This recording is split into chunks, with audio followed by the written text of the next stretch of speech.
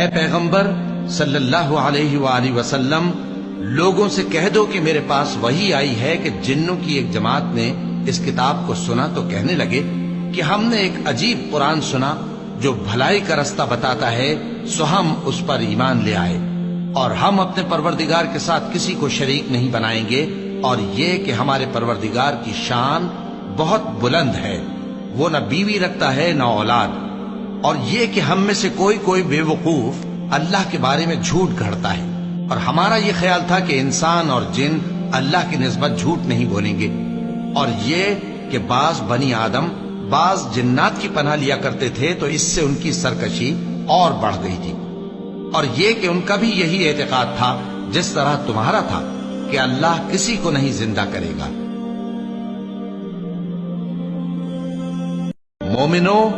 جب جمعے کے دن نماز کے لیے اذان دی جائے تو اللہ کے ذکر کی طرف لپکو اور خرید و فروخت ترک کر دو، اگر سمجھو تو یہ تمہارے حق میں بہتر ہے۔ پھر جب نماز ہو چکے تو زمین میں پھیل جاؤ اور اللہ کا فضل تلاش کرو، اور اللہ کو بہت بہت یاد کرتے رہو تاکہ کامیاب ہو جاؤ۔ اور جب ان لوگوں نے سودا بکتا یا تماشا ہوتا دیکھا تو ادھر بھاگ لیے، اور اے نبی صلی اللہ علیہ وآلہ وسلم، تمہیں خطبے میں کھڑا چھوڑ گئے۔ کہہ دو کہ جو چیز اللہ کے ہاں ہے وہ تماشے اور سودے سے کہیں بہتر ہے، اور اللہ سب سے بہتر رزق دینے والا ہے۔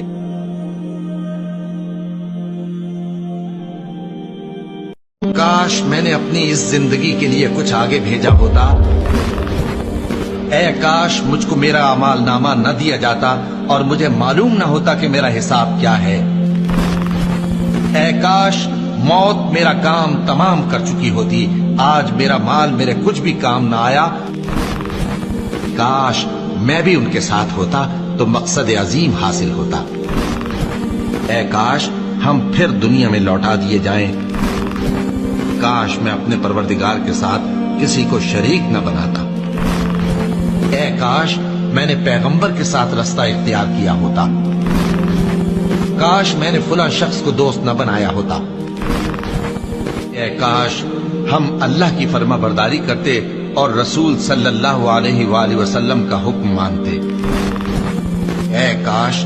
میں مٹی ہوتا۔